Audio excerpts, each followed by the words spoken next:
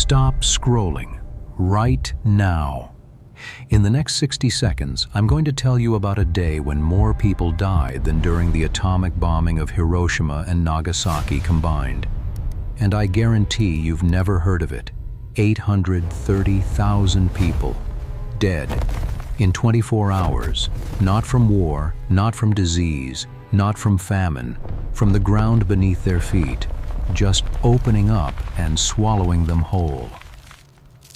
January 23rd, 1556, Central China. The deadliest day in human history. But here's what makes this story absolutely insane. They weren't living on the ground, they were living in it, underground, in caves, millions of them. And when I tell you why they lived in caves, and how those caves became tombs, your mind will be blown. Let me give you 3 facts right now that will make you understand the scale of this disaster. Fact 1. If you attended one funeral every single day for everyone who died that night, you'd be attending funerals for the next 2,274 years. You'd have to start before Jesus was born, and you still wouldn't be finished today. Fact 2. The death toll was so high that when government officials arrived weeks later to count the dead, they gave up. They just wrote uncountable losses in their reports. The earth had literally swallowed cities whole. Fact 3. This earthquake wasn't even the strongest ever recorded. We've had bigger ones, way bigger. So why did this one kill so many? That's the question that's going to haunt you by the end of this video. By the time we're done, you're going to know 3 things. First, why millions of people thought living inside mountains was genius, until it wasn't. Second, exactly what happened during those 8 minutes when the Earth decided to move. And third, whether this could happen again. Tomorrow. To millions of people still living the exact same way. Because here's the thing that keeps seismologists up at night. People still live in these cave houses today. Millions of them. In the exact same region, in the exact same type of soil. And the Earth hasn't stopped moving. So let me take you back 469 years to a cold winter night in central China, to a province called Shaanxi, where millions of people are settling in for the night, having dinner, tucking their children into bed, making plans for tomorrow. They have no idea they have 8 hours left to live. They have no idea that the mountains they've carved their homes into are about to turn to powder. They have no idea that by sunrise, their entire world will simply not exist anymore. This is the story of the deadliest natural disaster in recorded human history. This is the story of the day the Earth swallowed 830,000 people, and this is why you should never, ever take a single day for granted. Let's begin. Okay, I need you to do something with me right now. Close your eyes for a second. Actually, don't. You're watching a video. But imagine this with me. Imagine your entire house is carved inside a mountain, not built on it, not next to it, inside it. Your bedroom, hollowed out of rock. Your kitchen, carved into a cliff face. Your living room, underground. Sounds crazy, right? Like something from a fantasy movie? But that's exactly how millions of Chinese people lived in 1556. And here's the wild part. It wasn't primitive, it was actually brilliant. Until it wasn't. Let me explain. Shaanxi Province in central China sits on top of something called loess. Never heard of it? Most people haven't. But loess is about to become the most important word in this story. Loess is this weird type of soil that's been deposited over millions of years by winds from the Gobi Desert. It's like if sand and clay had a baby, and that baby could stand up straight, like rock. It's soft enough that you can carve through it with basic hand tools, but it's stable enough that you can hollow out entire apartments and they won't collapse. So people did exactly that. They carved homes into loess cliffs. They called them yaodong, cave houses. And they weren't simple caves. Some had multiple rooms, multiple floors, elaborate carved doorways. beautiful decorations. They were homes, real homes. From the outside, you'd see a cliff face with hundreds of windows and doors carved into it, like a massive apartment building made entirely of earth. From the inside, surprisingly spacious, surprisingly comfortable. Cool in summer when outside temperatures hit 100 degrees, warm in winter when it dropped below freezing, protected from wind and rain and storms. And here's the best part. They were free. You didn't need to buy lumber or bricks or hire builders. You just carved out your home. By 1556, millions of people lived this way, not thousands. Millions. Entire cities existed underground. The cities of Huaxian, Huainan, Huayin, densely packed with yaodong carved into every available cliff face. It was perfect, efficient, sustainable, safe, or so everyone thought. Because there was one tiny problem that nobody in 1556 understood about loess, one small detail that would turn millions of safe homes into death traps. When the ground shakes, loess doesn't crack like rock. It doesn't break like brick. It does something much, much worse. It liquefies. It turns to powder. It behaves like quicksand. Entire mountains can dissolve in seconds. But nobody knew this. Nobody had experienced a major earthquake here in living memory. The yaodong had stood for generations. For centuries they felt safe. They felt secure. They were wrong. And on the night of January 23rd, 1556, millions of people went to sleep underground, completely unaware that those mountains were about to turn to dust. Want to meet some of them? Let me introduce you to 3 people. They're not real. We don't know their actual names, but their stories represent thousands of others. First, there's Chen. He's 34 years old, a farmer. He lives with his wife, 3 children, and his elderly parents in a yaodong about 5 miles outside the city of Huaxian. It's a good home. 3 rooms carved into a hillside. His grandfather carved it 50 years ago. His father was born here. His children will inherit it someday. Tonight, January 23rd. Chen is exhausted. It's been a long day in the frozen fields. His wife has prepared a simple dinner. Rice, some preserved vegetables. Nothing fancy. They eat by lamplight in their cave home. The children are laughing about something. His father is telling stories about when he was young. Chen has no idea this is the last dinner his family will ever eat together. In the city of Huainan, there's a merchant. Let's call him Wang He's wealthy. His yaodong is elaborate, carved deep into a cliff, multiple levels, beautifully decorated with carved wooden furniture and silk hangings. Tonight he's hosting a small gathering. Friends, business associates. They're drinking wine, discussing trade routes, making plans for spring. Wang doesn't know that in 8 hours, his beautiful home will be his tomb. And then there's Li Mei. She's 19 years old. She lives in a smaller yaodong with her husband of 1 year. She's 7 months pregnant. She can't sleep tonight. The baby is kicking. Her husband snores beside her. They've been preparing a small room for the baby, carving it deeper into the loess, making it perfect. She places her hand on her belly and smiles in the darkness. That baby will never be born. Now multiply these 3 stories by 830,000. That's the number we're talking about. Not statistics. People, families, children, dreams, plans, futures, all about to end.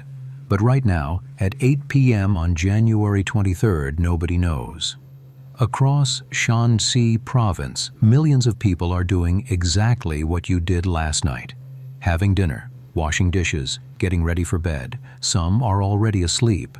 Children are dreaming. Old people are remembering. Young couples are making plans. It's peaceful, quiet, safe. Deep underground, 20 kilometers down, something else is happening. Tectonic plates are grinding against each other. Pressure that's been building for centuries is reaching its breaking point. The Earth is about to release more energy than 15 atomic bombs. But on the surface, nothing. Not a sound. Not a tremor. Not a warning.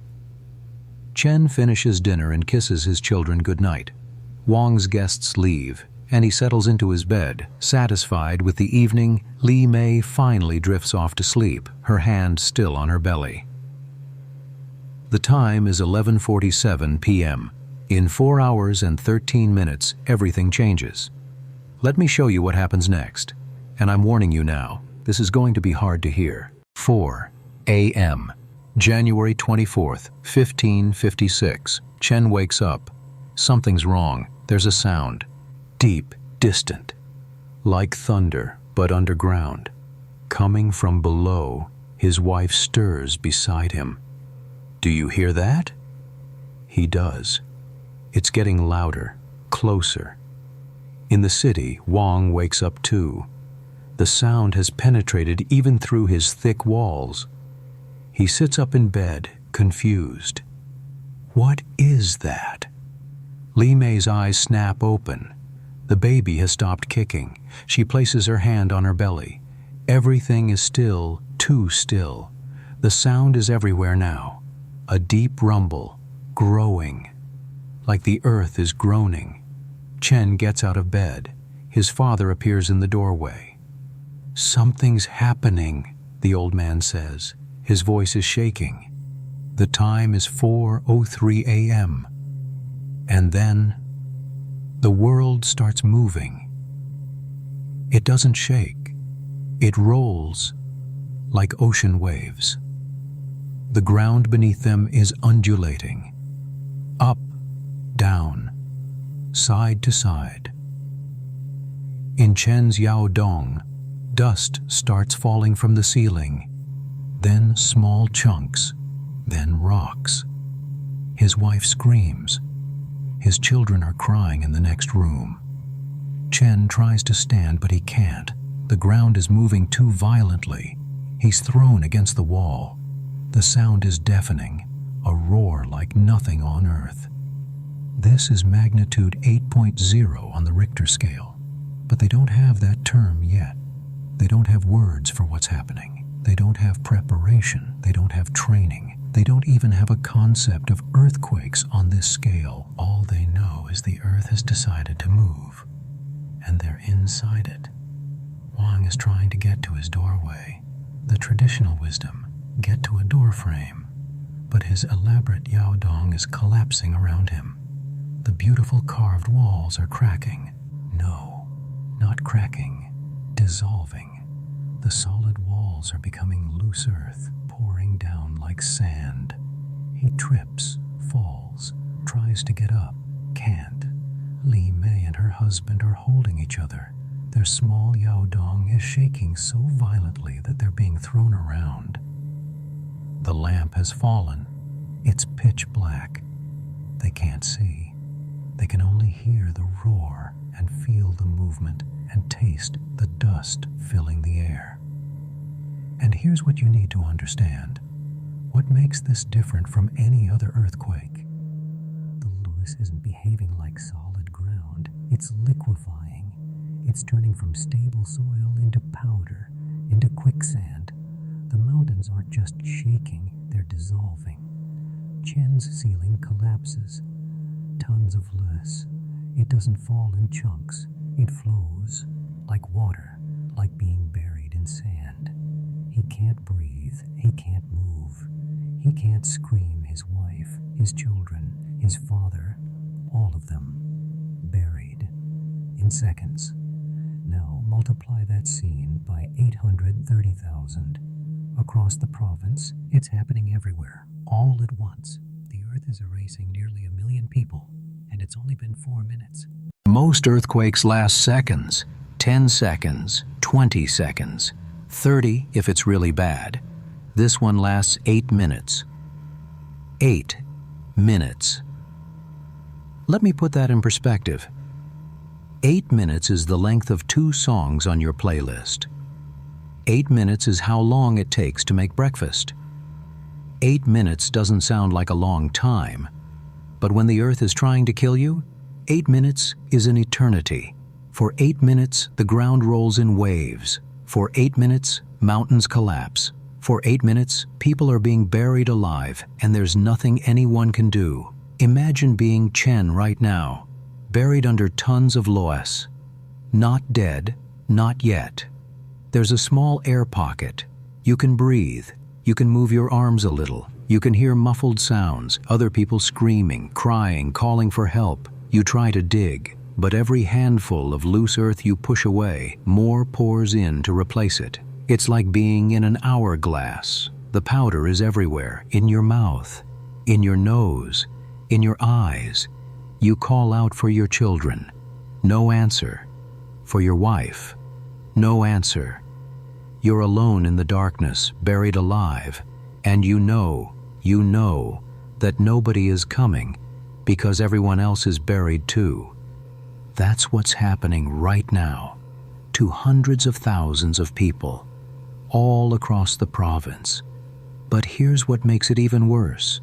The earthquake isn't just collapsing the yaodong, it's reshaping the entire landscape.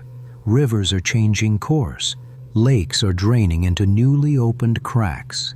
Valleys that existed yesterday are gone today. Mountains that stood for millions of years are flattened. The geography itself is being rewritten. In some areas, the ground drops by 20 feet. In others, it rises. New cliffs appear where there were none. Waterfalls form. Springs dry up. The earth is literally rearranging itself. And the people? They're not just dying. They're being erased.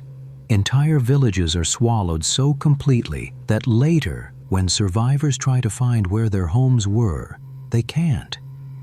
The landmarks are gone. The landscape is different. It's like the earth opened its mouth, swallowed whole cities, and closed again 8 minutes. And then it stops. The rolling stops. The roaring stops. The collapsing stops. Silence. Not peaceful silence. Terrible silence. The silence of a world that's just been destroyed. No birds singing. No animals moving.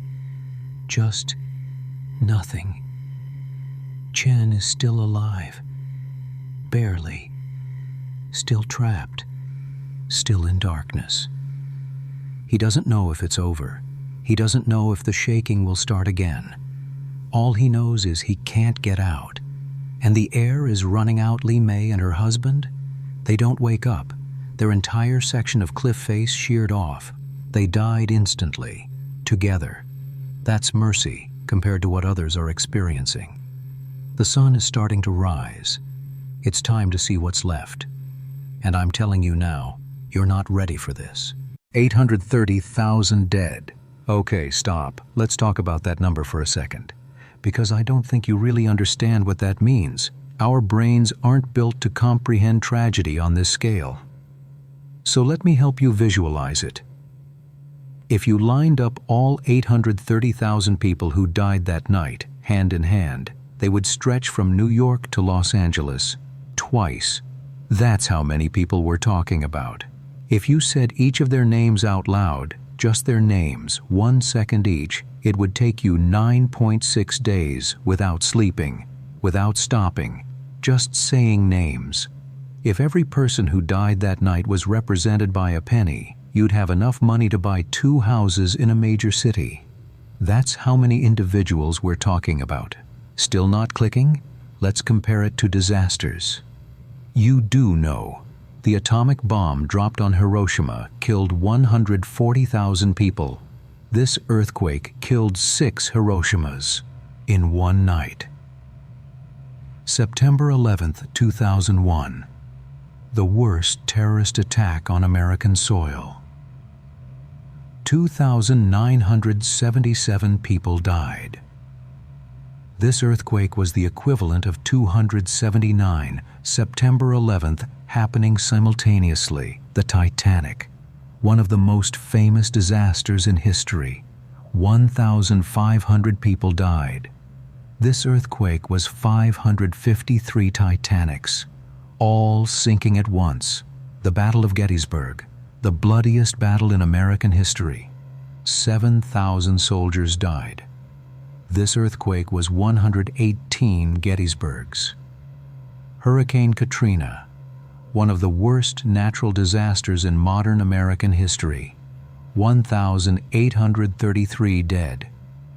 This earthquake was 453 Katrinas, the 2004 Indian Ocean tsunami that shocked the world. 230,000 dead. This earthquake killed more, just from the shaking alone. No tsunami, no water, just the earth moving. But here's what really breaks my brain about this number.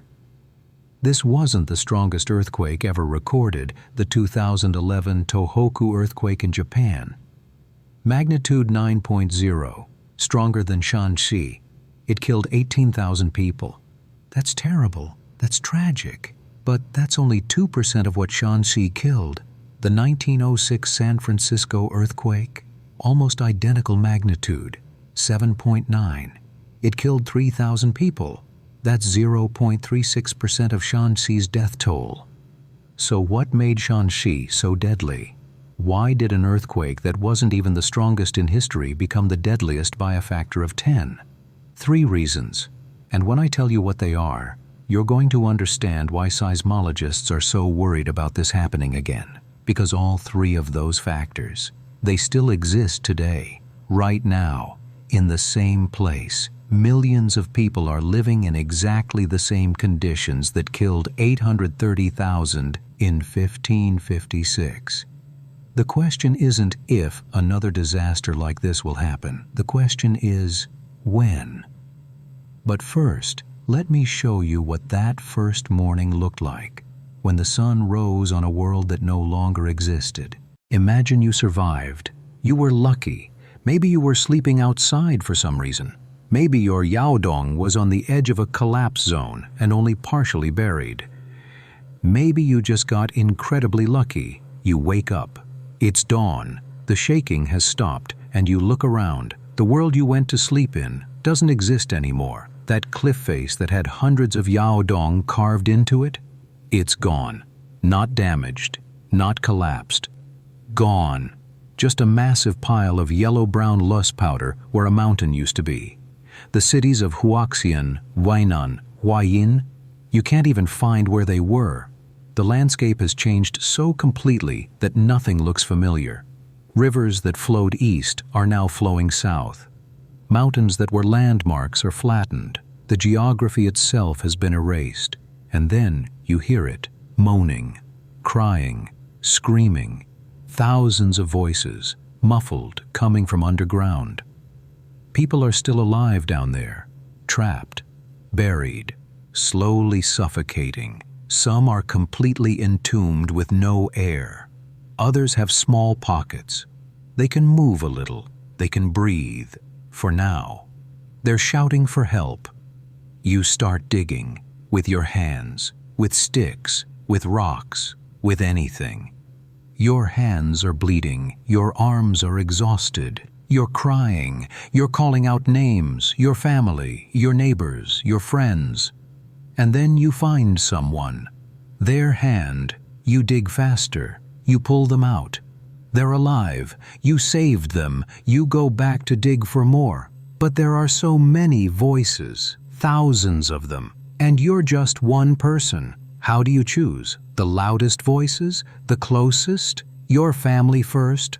Or strangers who are easier to reach? This is happening all across the province. Survivors trying desperately to save others, digging with bleeding hands, pulling people from the wreckage. But the scale is too vast. There aren't enough survivors to save everyone who's trapped, and the voices. They keep getting weaker, one by one, until they stop. Historical records tell us that rescue efforts continued for weeks. People were pulled out alive days later, but the vast majority, gone, buried forever under mountains of powder. Some bodies were never found. Entire families just vanished. When the government tried to do a body count, they gave up after a few days. They just wrote in their reports, countless dead losses beyond measure. The economic impact was catastrophic. This wasn't some remote region. This was one of the most productive areas in China. Suddenly, it's uninhabitable. The survivors, millions of them, became refugees, fleeing to other provinces, overwhelming the surrounding regions with their numbers. The Jiajing emperor received the reports. 830,000 of his subjects dead in one night. There was no precedent for this. Nothing in Chinese history compared. Not even the great famines. Not even the worst wars. This was nature deciding that nearly 1 million people simply shouldn't exist anymore. But why? Why this earthquake? Why so many? That's what we need to understand next. Okay, so here's the question that everyone asks when they first hear about this. If the Shaanxi earthquake was only magnitude 8.0, and we've had earthquakes over 9.0 that killed far fewer people, what made this one so deadly? 3 factors. Let me break them down. And I'm warning you, by the time I'm done explaining, you're going to be terrified. Factor 1. The yaodong. Remember how I said living underground in loess seemed brilliant? That it was stable and safe and had been standing for centuries? Well, loess has one fatal flaw that nobody in 1556 understood. When loess is disturbed by seismic waves, it undergoes something called liquefaction. The solid ground literally turns into liquid. The molecular bonds break down. It stops behaving like soil and starts behaving like quicksand. Imagine you're in a house, a normal house, made of wood or brick. During an earthquake, that house might collapse, but it collapses in chunks. There are air pockets. There's debris you can be trapped under, but still breathe. There's rubble you can dig through. Now imagine your house is made of flour, and during the earthquake, that flour starts behaving like water. It flows. It pours. It fills every space, every air pocket, every gap. That's what happened to the yaodong. The walls didn't crack and fall in pieces. They dissolved and flowed like liquid sand. The people inside weren't crushed by falling rocks. They were buried in powder. It filled their mouths, their noses, their lungs. They suffocated in seconds. And here's the nightmare part. You can't dig through liquefied loess. When rescuers tried to dig out survivors, every handful they removed was instantly replaced by more powder flowing in. It was like trying to dig a hole in the ocean. People trapped in air pockets would call out. Rescuers could hear them, could talk to them, but couldn't reach them. They'd dig for hours, and the powder would just keep flowing in, and eventually the voices would stop.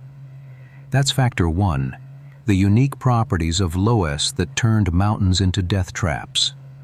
But that's not the only reason so many died. Factor 2, the timing. 4 a.m., the worst possible time. Everyone was asleep, inside, underground, in structures that were about to liquefy. If this earthquake had hit at noon, people would be outside working in fields, walking in streets, trading in markets. The death toll would have been a fraction of what it was. If it had hit at sunset, people would be having dinner. Some would be outside. Some could have run. But at 4 a.m., everyone was in the one place that was most dangerous, deep inside their yaodong, in the deepest sleep, with no warning, no time to react, no chance to escape. They went from peaceful sleep to buried alive in seconds. Most never even woke up.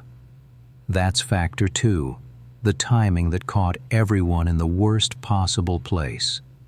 But there's one more factor, and this one is the real killer. Factor 3, population density. This is the one that really matters. This is why the death toll was so impossibly high. Shaanxi Province in 1556 wasn't some remote region with scattered villages.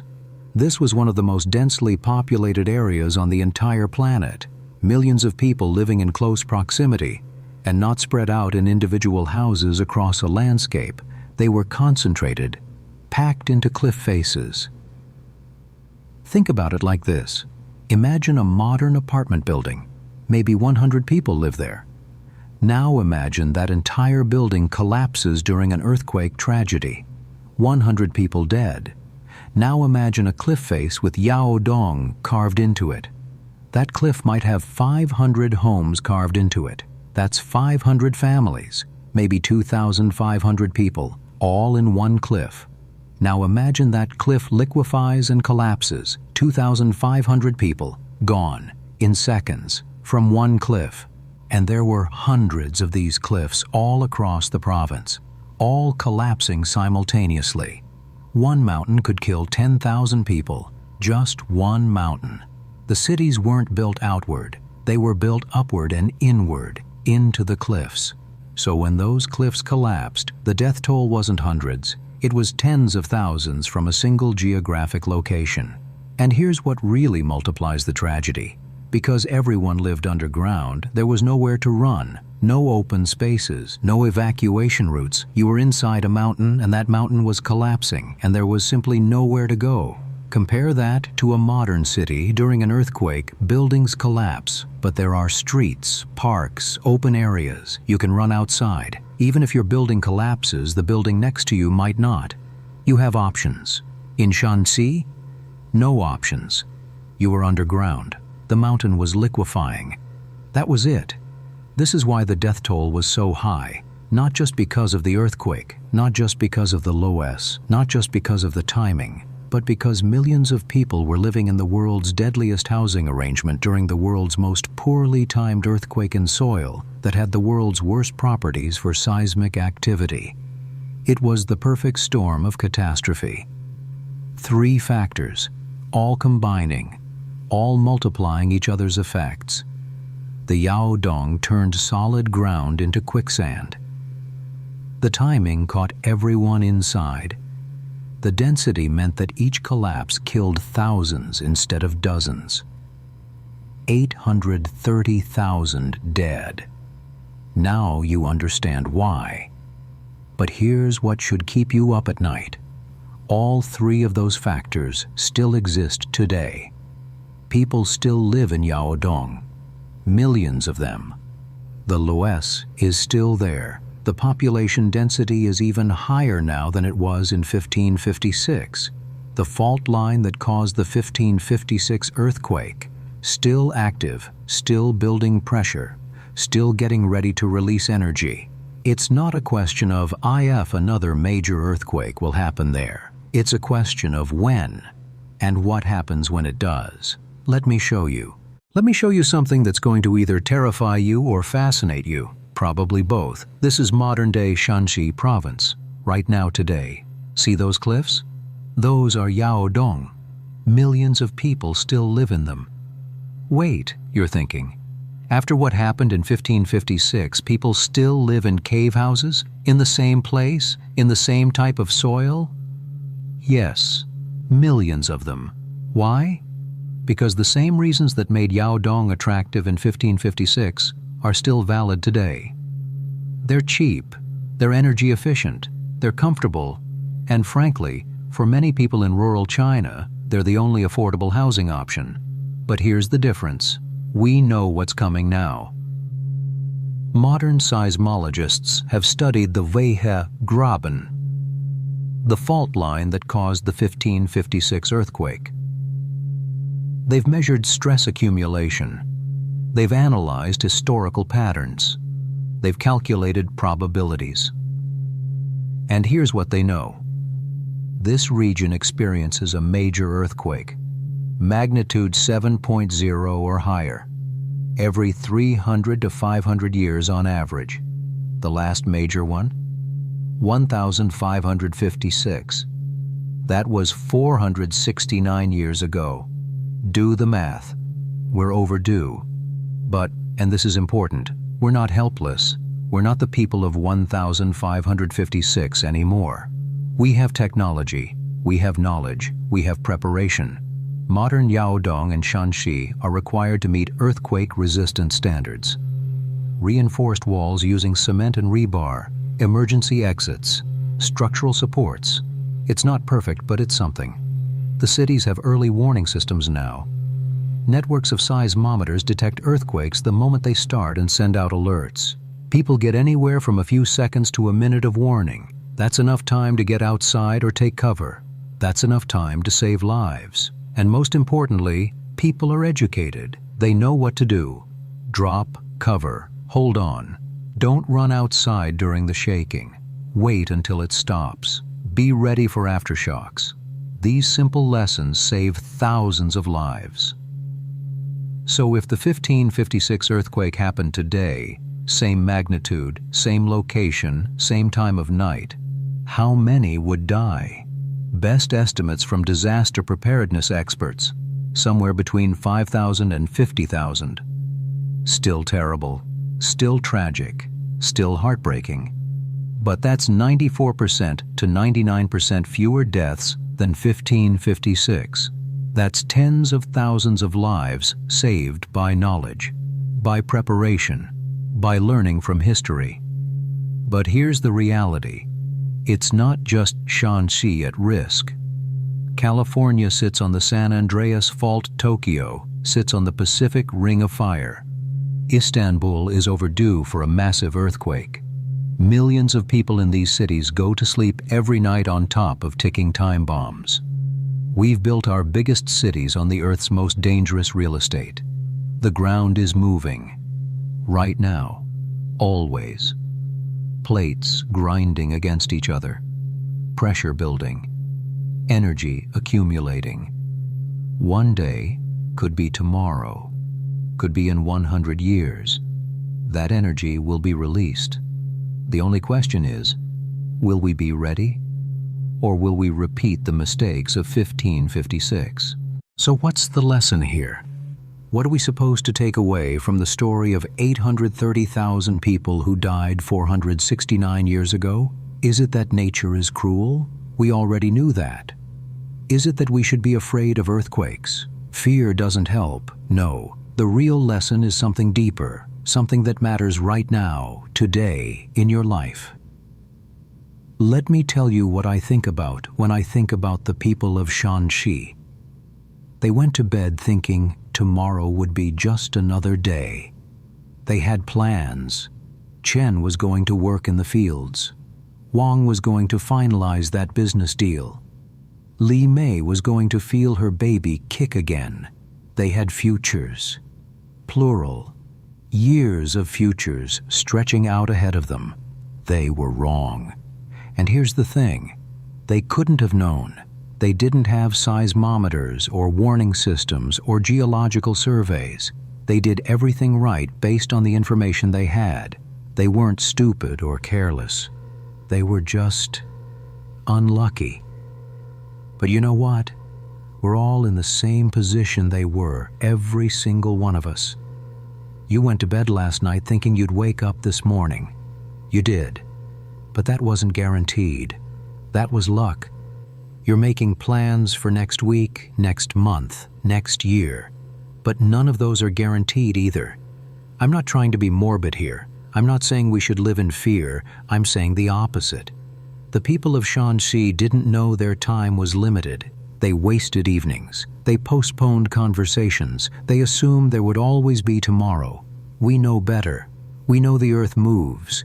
We know disasters happen. We know that nobody's time is guaranteed. So what do we do with that knowledge? We don't waste it. We don't postpone. We don't assume. We say the things we need to say. We spend time with the people we love. We pursue the dreams we have. Not someday, today. Because 830,000 people went to sleep thinking they had time. They didn't. You think you have time. Maybe you do. Maybe you have decades, I hope you do. But maybe you don't. And the only day you're guaranteed, the only moment you actually have, is right now. That's the lesson of January 23rd, 1556.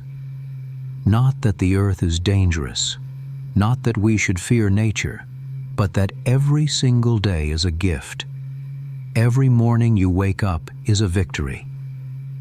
The earth is alive, the planet moves, and we live on a thin crust floating on molten rock, at the mercy of forces we can barely understand.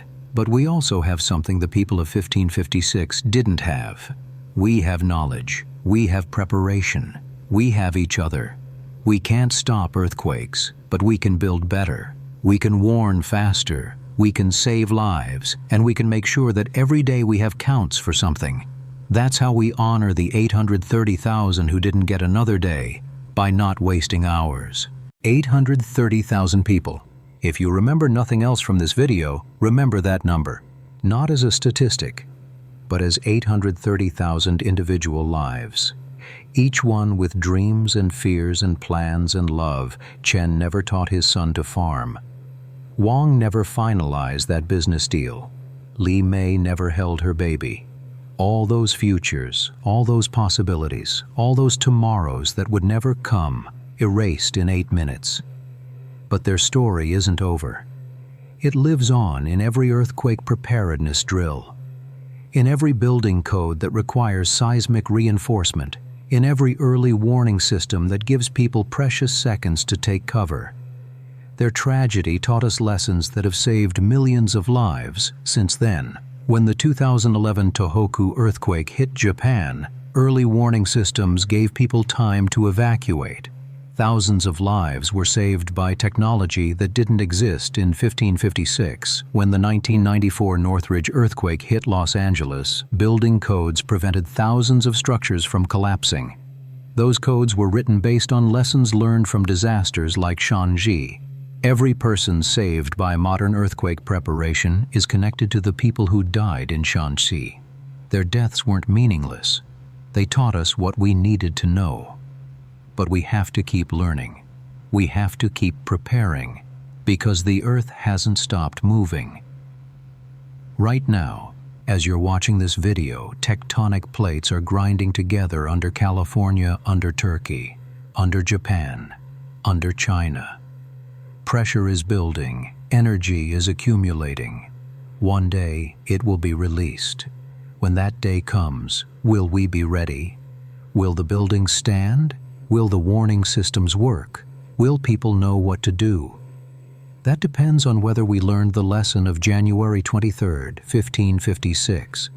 The lesson isn't that disasters happen, it's that we can prepare for them. The lesson isn't that nature is cruel, it's that knowledge saves lives. The lesson isn't that we're helpless, it's that we're capable of protecting each other. 830,000 people died because they didn't know. How many people will live because we do? That's the question. And the answer depends on us. So here's what I want you to do. Right now, today, check if you live in an earthquake zone. Learn what to do during an earthquake. Make an emergency kit. Have a family plan. It takes 30 minutes. It could save your life. And then, and this is just as important, tell someone you love that you love them. Don't wait. Don't assume there will be time later, because the ground beneath your feet is moving. Right now. Always. The only question is, when will it shake? And will you be ready? Thank you for watching. And remember, every day is a gift. Don't waste it.